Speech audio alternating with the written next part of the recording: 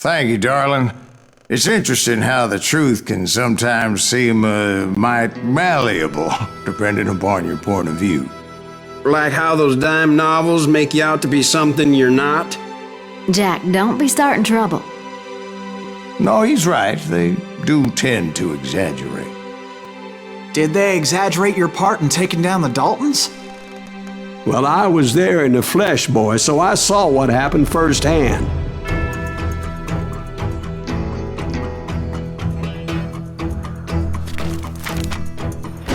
Those Daltons were lawmen once, before they all went bad, robbing banks and trains clear across the territory. Until Coffeeville, of course. I was one of the citizens who took up arms that day. Fighting on the side of right? I did my best, sir. We all did.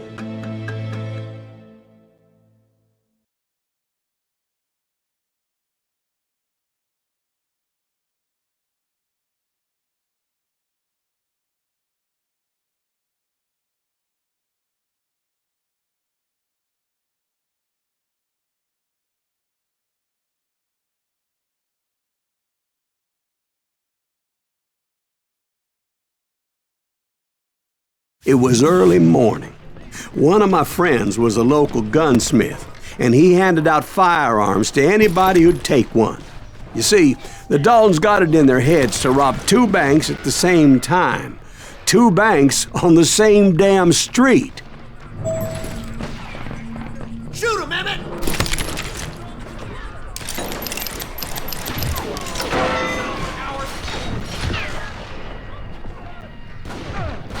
Get him, boy!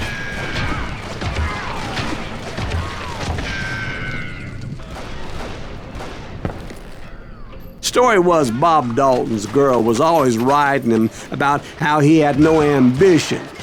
Oh, you're nobody next to Jesse James, she'd say. Finally, the bastard took his brothers to Coffeeville just to shut her up. Right.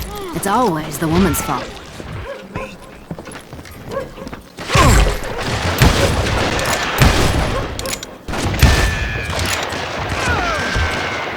I ain't backing down!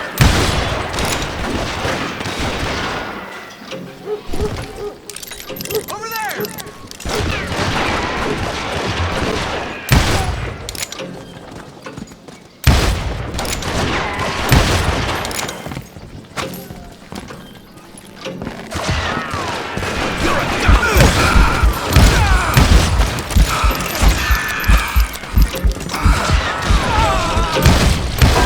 Well, the locals recognized the Daltons right off. Before they could get away, half the town took up arms to defend their property. Hey, we got us a hero. Put some holes in him!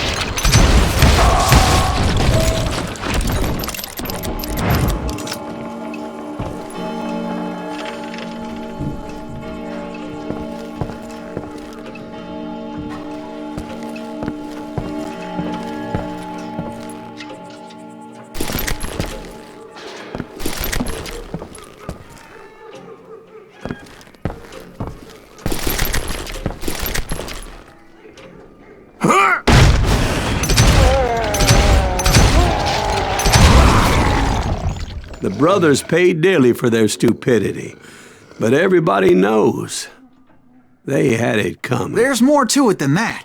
I read all about that day, so I know for a fact that it went down very differently. First of all, it was high noon. A posse of U.S. deputy marshals were on the rooftop across the street. Get ready, boys. They're gonna make a move. The lawmen had been tracking the Daltons for months, and now they finally had them dead to rights. Among them was a bounty hunter feared by many a lawbreaker. This man had no intention of letting the Daltons slip away. The marshals tried to get the Daltons to surrender. They'll give up eventually. We just gotta wait the son of the bitches out. But this bounty hunter knew that the brothers were far too proud to ever lay down their guns.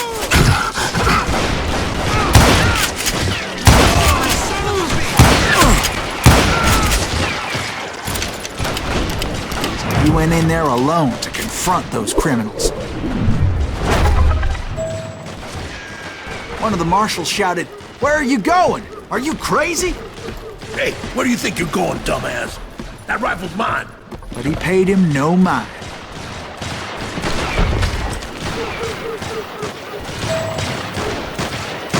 He saw a way to get around to the back of the bank.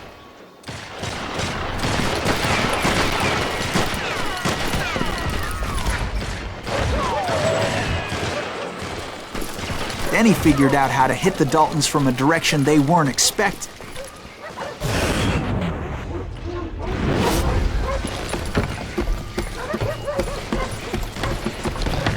From above. Fortunately, a water tower was right there.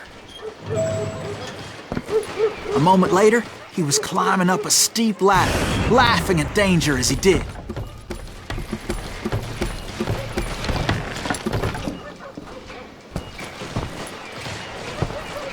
It was brave men like him who risked their lives to tame this wild country.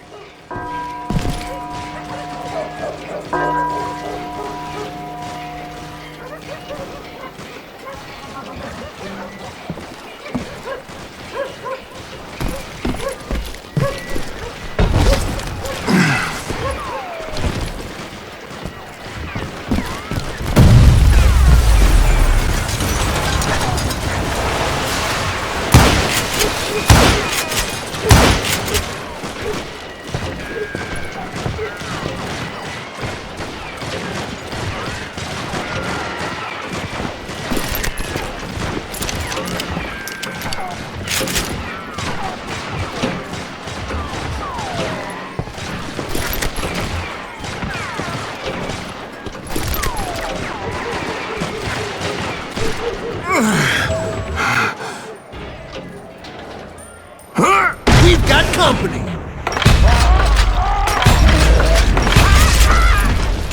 Heroic men like him, who did what other men couldn't or wouldn't to make this country free.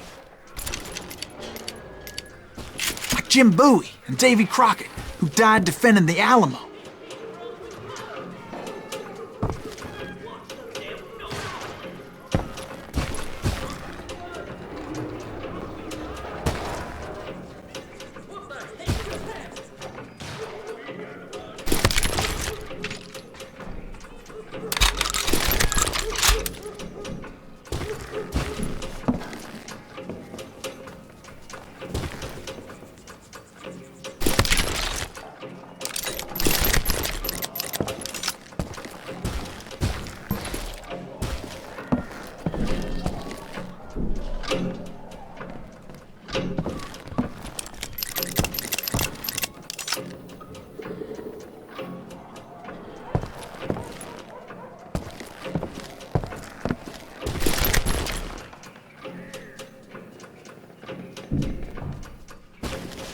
Is that Silas Greaves? Son of a bitch!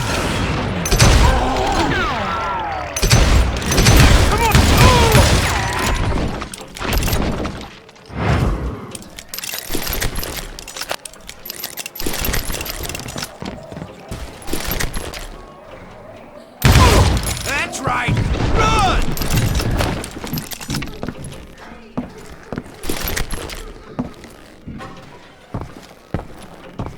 I'm gonna shoot!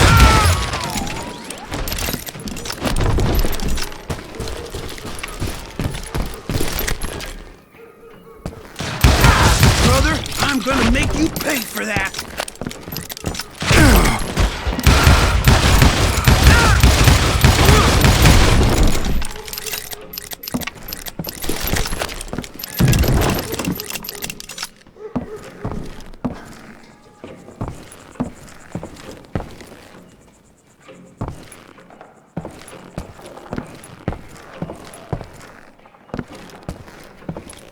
Over there!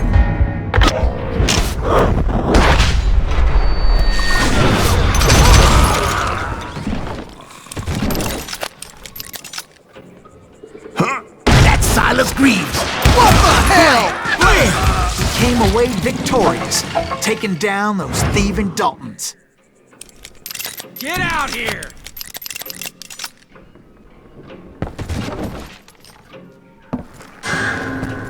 You're done.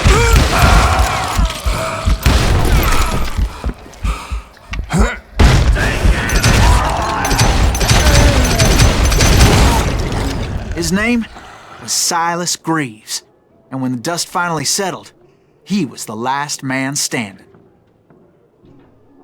Sorry, kid, but that just wasn't the way it happened.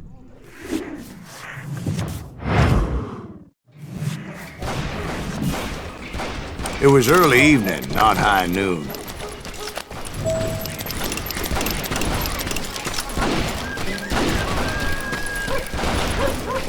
I was late to the party and Coffeyville was already up in arms. The Daltons blew up a safe and were all set to hightail it out of there. Those pathetic deputies surrounding the bank were dropping like flies. I'm ending you.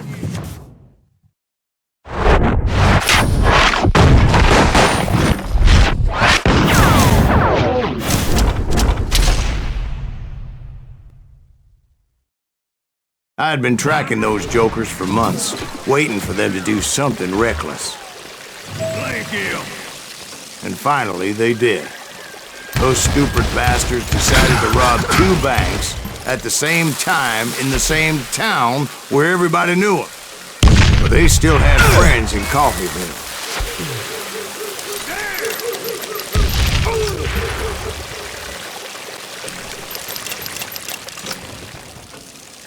Waste your bullets. Go ahead.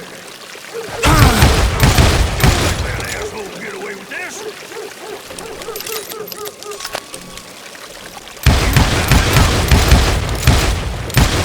You can't get me.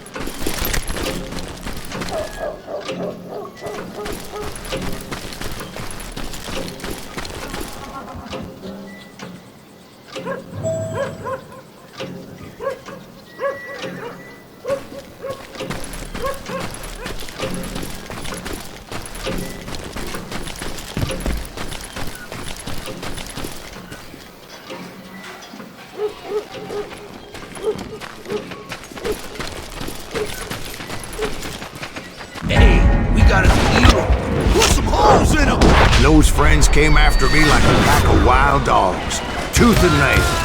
They were coming at me from all directions.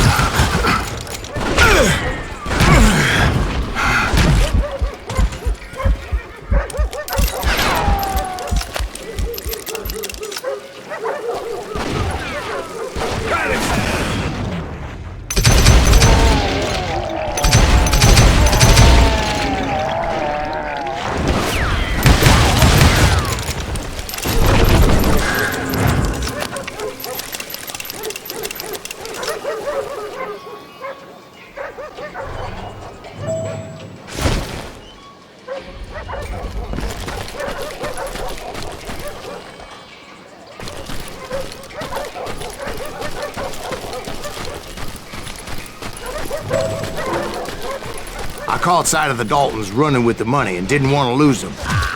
Problem was, they knew the town better than I did. And to top it off, I found myself in the middle of another shootout entirely. We gotta get out of here. Did the Daltons hole up in somebody's house? No, it was the Smiths, I believe. They were cousins of the Daltons. And they were shooting at the Browns, who were shooting at the Daltons.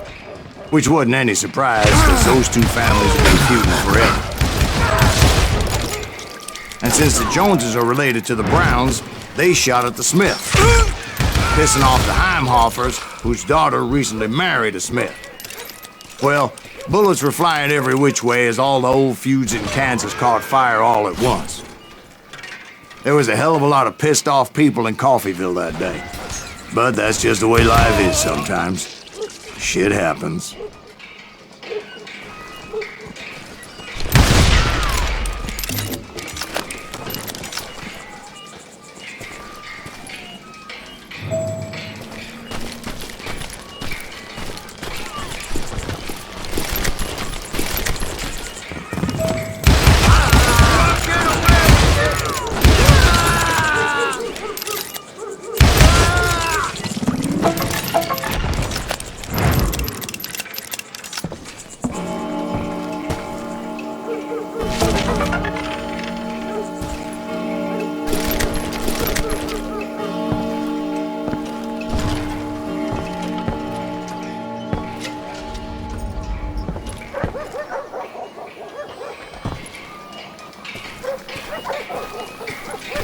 The Dalton boys knew I would never give up. Those Daltons weren't the sharpest knives in the drawer, but they always stood together. They set a trap to slow me down and allow at least 2 of them to escape. The third brother stayed behind to plant me, just in case that trap of theirs didn't work.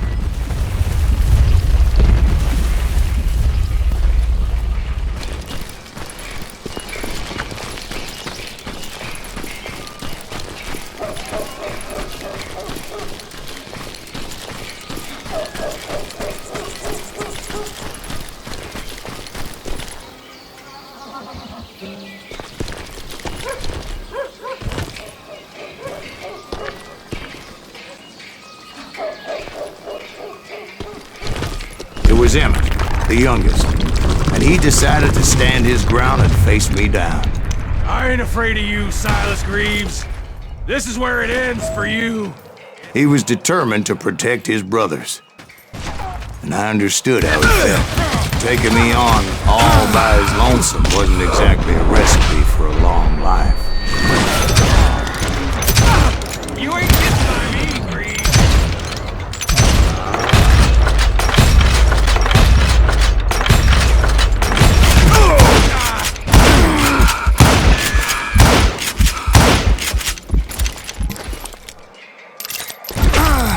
I'm gonna...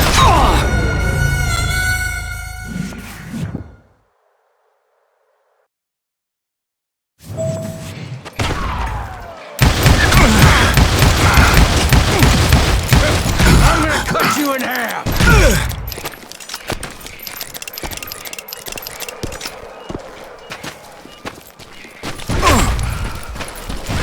Gonna send you to the bone orchard!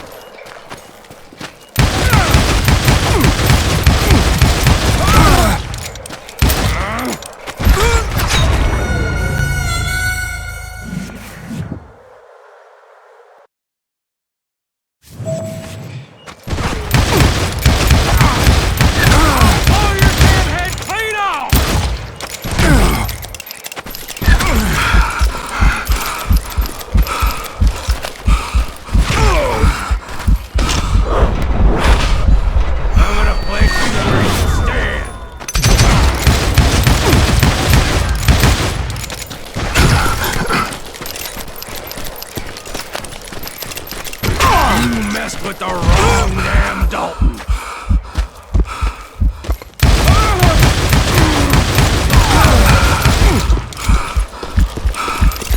You are dead, law dog.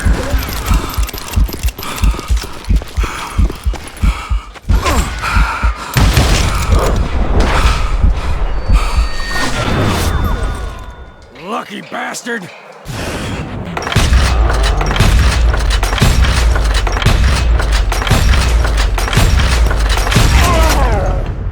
But Emmett Dalton survived the robbery in Coffeyville. He's the only Dalton who did. They say he was shot 23 times. Well, Dwight, who do you think put all those damn holes in him? But I have to admit, that boy had grit.